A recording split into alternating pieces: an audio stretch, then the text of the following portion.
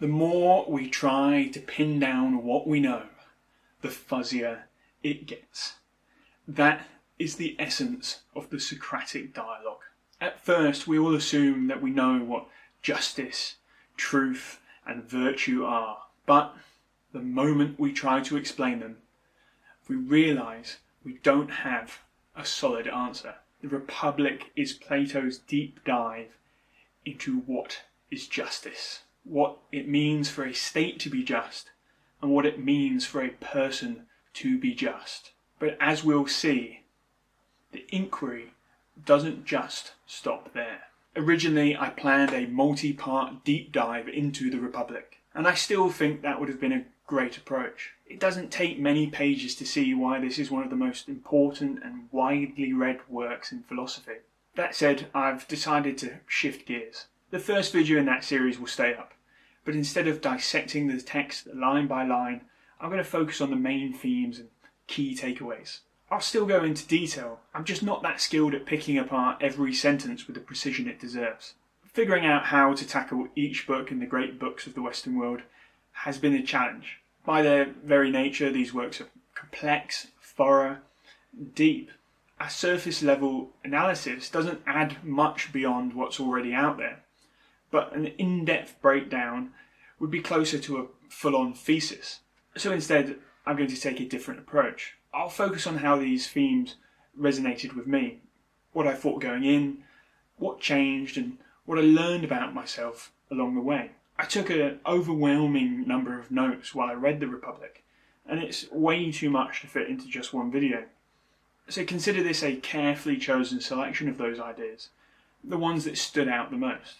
Before we dive into the Republic's ideas, we need to get a sense of the overall structure, kind of like a map of the territory.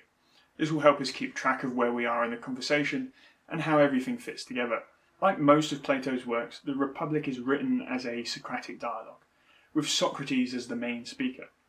The whole discussion is built around a single, deceptively simple question: what is justice?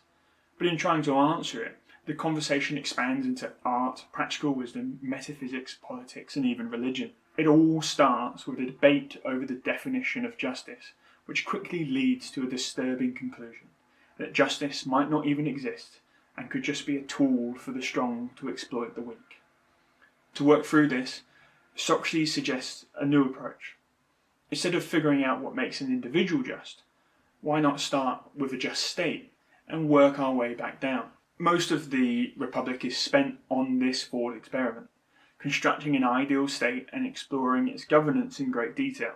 Along the way, Socrates and his companions get sidetracked by the specifics, but eventually they do circle around back to the original question. Their conclusion: 1. They've built a just state. 2. Such a state could, in principle, exist.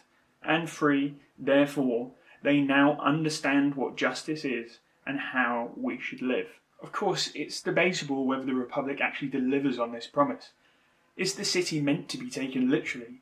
And how much of this is Socrates and how much is Plato's own thinking? These questions have been argued about for centuries. But one thing's for certain is that we're about to explore some of the most famous arguments ever written, and that alone makes studying the Republic more than worth it. This text is one of the foundations of Western philosophy. The most famous passage in the Republic, and maybe the most famous in all of philosophy, is the allegory of the cave. Imagine being born into a cave, your body and head chained so that you can only look straight ahead at a wall. Behind you, there's a passage lit by a great fire. As people walk past the fire, their shadows flicker on the wall in front. And that's your entire world, just the shadows. You don't know anything else. Now imagine you're suddenly freed. At first, stepping out of the cave is overwhelming. The sunlight, it burns your eyes, and reality is blurry and confusing. But as your vision adjusts, you start to see things for what they really are. You realise that all those years in the cave, you weren't seeing reality. You were just seeing these shadows. Then, you go back to the cave to share what you've learned. But the others, they don't believe you. To them, your story is ridiculous. How could their whole world be an illusion? Besides, they've spent their entire lives studying the pattern of the shadows, and they're experts in predicting them. To them, that is reality. We're all born into a status quo.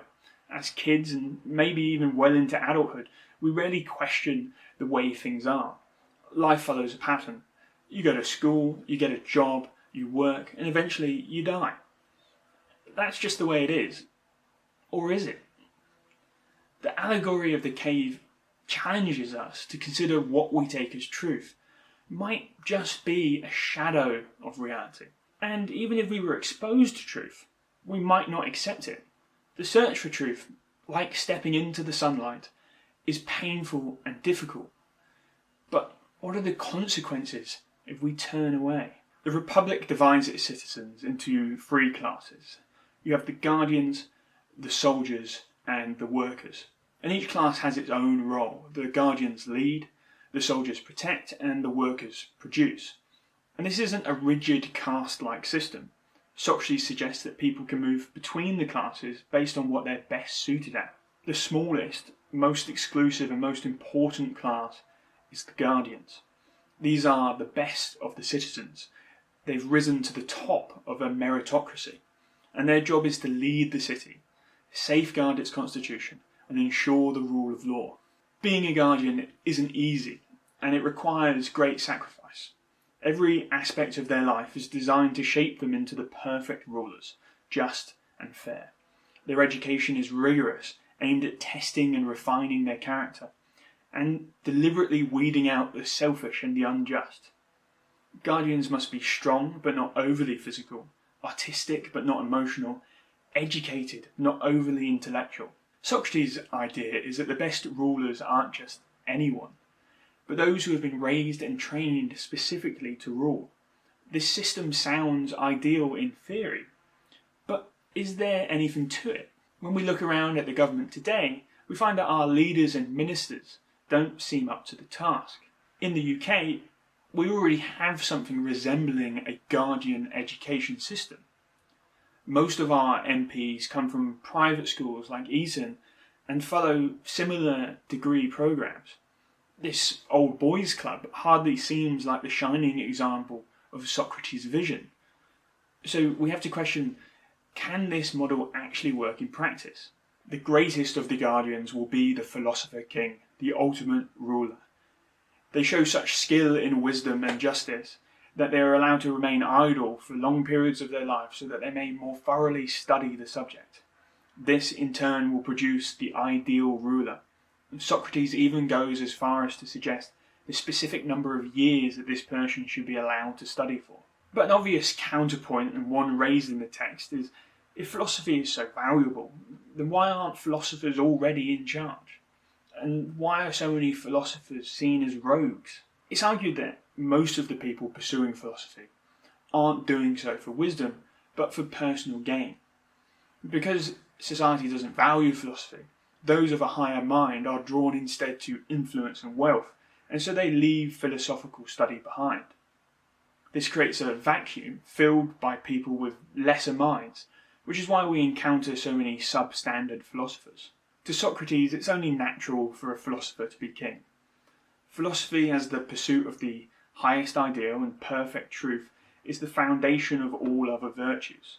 The philosopher king is the only one capable of guarding the fragile balance of a well-functioning state. These issues don't feel all that distant from our reality today. We have plenty of so-called philosophers, many of whom churn out business books that dominate the airport bestseller shelf. And our brightest minds often chase money rather than focusing on what could improve the world. Think about how many of our best minds are working currently to get you to click more ads instead of solving critical problems. And we don't select our leaders based on merit.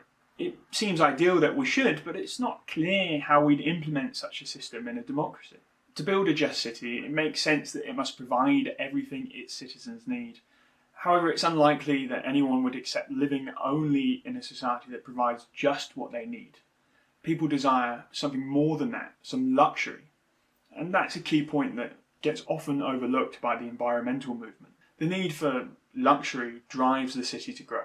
It needs more workers and it needs more resources. And as the city grows, it will inevitably come into conflict with its neighbours, which means it will need defenders, the soldier class. The recent focus on Ukraine's rare earth mineral reserves actually highlights the reality that resource acquisition is often at the heart of conflicts.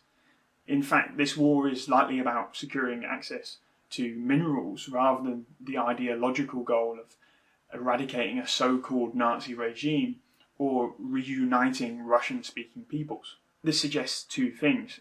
First, if we weren't so greedy, there might be no need for conflict. And second, that this is inherently impossible, because people are, by nature, greedy. The desire of the city is built around the unity of its people for a common cause. Its laws and policies exist to prevent strife and maintain what is rational. And in a way, it mirrors the divided human soul, making the city not only a model for ruling its citizens, but also a reflection of what would best govern our inner selves. We have both a rational principle and an irrational principle. Then there's the third part, the appetite that drives our desires. Desire itself isn't inherently bad, but it can lead us to want both rational and irrational things. The just state, and by extension, the just soul, should guide us to desire the rational. The success of the state relies on a shared system of beliefs. It's intentionally structured so that everyone is aligned with its constitution and ideals.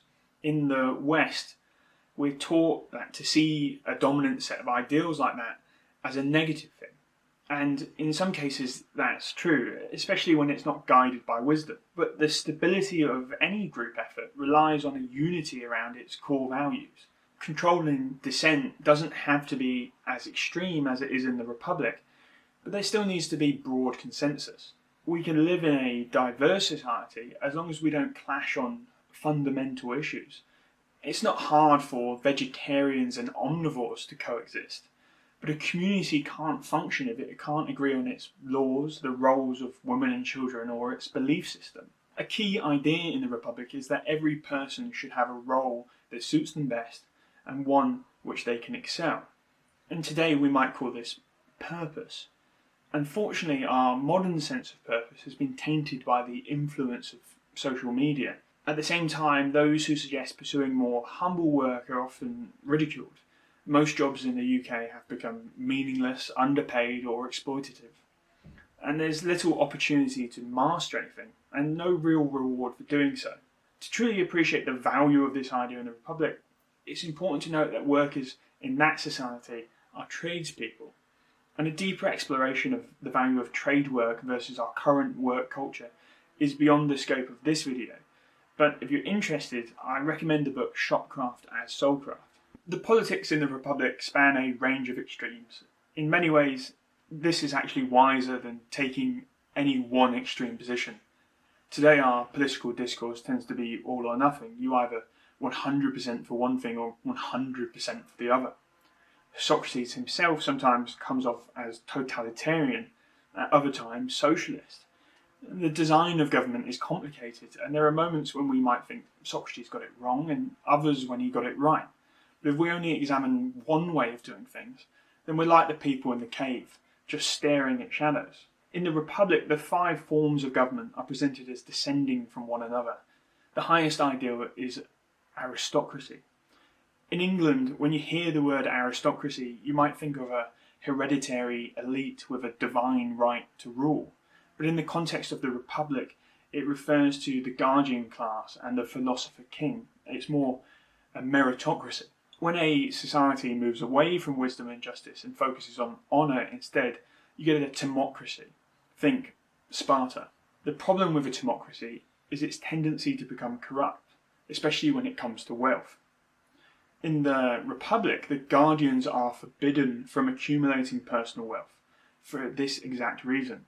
A timocracy will naturally split into 2 groups, the rich and the poor. This is the next stage down the ladder, the oligarchy. Plato doesn't have a high opinion of democracy. It's seen as a step down from oligarchy, where the poor eventually overthrow the ruling class and establish an elected judiciary. It's worth noting that this is the kind of democracy that Socrates and Plato themselves lived in, and their view of it is shaped by its flaws, much like our own. The practical viability of a system of government is an important point, and I'll return to that later. The final stage is tyranny, which Plato considers the worst system. Tyranny arises from democracy, when a tyrant takes control of the people. But that's not entirely true. A tyrant can emerge from any of the earlier stages, and the difference between oligarchy and tyranny isn't quite as distinct as Socrates suggests. I'd be remiss if I didn't mention some of the more challenging ideas in the Republic. They range from the questionable to the outright absurd. For example, in the guardian class, Plato suggests that children and women should be considered common property. No child would know their parents. Instead, they would refer to all adults as either mother or father. The idea being that this would foster a sense of family among everyone, and it would allow the state to remove people from the guardian class who are weak without causing conflict inside a family. Sex is to be strictly controlled to prevent overpopulation. And there's even an appeal to eugenics, where sexual partners are selected by lottery. The ballots are rigged so that the best always end up with the best. Don't worry, the rest of the society is clearly too ignorant to notice this. Poets and other forms of media are to be censored to avoid teaching people passionate emotion. Poets in particular stir up unruly emotions and despair. And so, to keep everybody in line, we'll just ban them, leaving people with nothing but praise for the state and its leaders. And history has shown us that this sort of thing rarely works out. The feasibility of the guardian class and the resulting society is barely addressed. At first, the concession is granted to allow the argument to continue without getting bogged down in this sort of detail. But at the end, they sort of just grant it without full explanation. This is the Socratic dialogue at its weakest. Socrates leads his companions towards a conclusion, almost begging the question in the process. And it's likely that such a state would collapse after its first change in leadership. Most projects, states and organisations struggle when leadership changes hands. This is one of the great advantages of modern democracy, the peaceful transition of power. Even with all of its flaws, we value the ability to transition without bloodshed. Of course, the idea of a single leader can work. Look at the benevolent dictator for life model in open source software. Any BDFL model does eventually have to transition to community governance. And some projects have done this successfully and some haven't. And the BDFL hasn't worked out in all cases. You could study open source governance, and that would be a really interesting way to explore some of the ideas in the Republic. I find it hard to accept the suggestion that children should go to war and see battle. The idea is that families fighting together fight more fiercely, and these children will eventually be soldiers, so they should learn their art form now. However, that seems morally repugnant to me, the idea that you'd use familial love to make a more effective force for destruction. We have to understand this particular idea in the context of Greek thought, who placed noble death in battle as one of the highest honours. Socrates did at least suggest that the children should be on horses so that they could escape if the battle started to turn. The last book of the Republic tells the story of someone who died, came back to life and shared what they saw. And when they died, they came across two paths, one leading upward and the other downward. Those who lived virtuous lives were going up, while those who lived poorly were going down.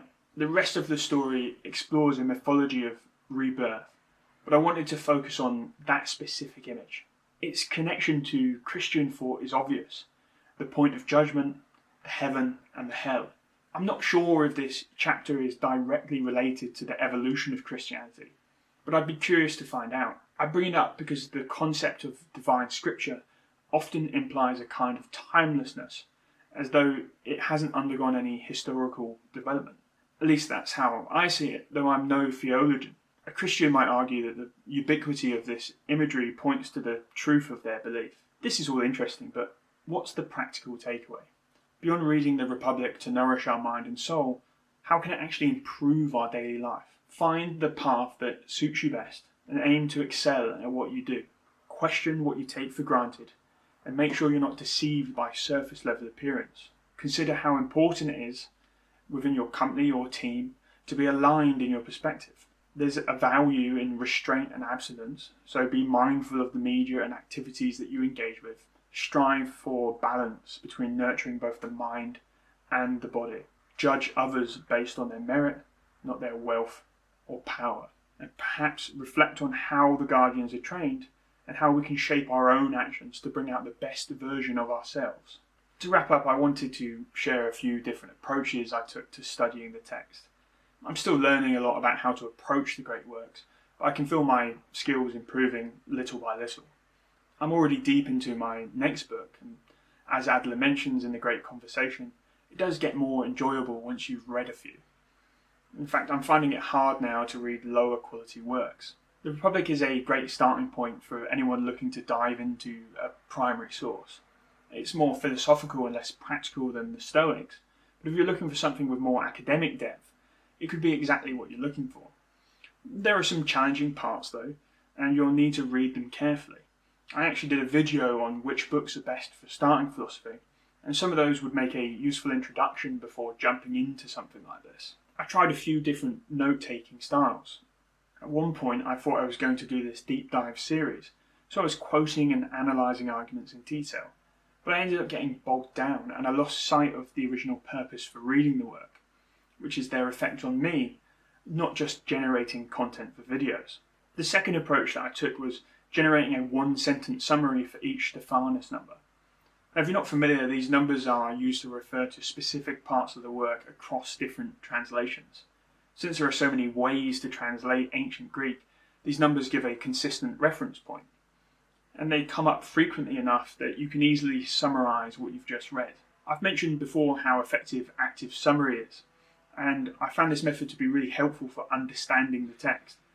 The downside is that I found myself not adding that much of my own personal reflection.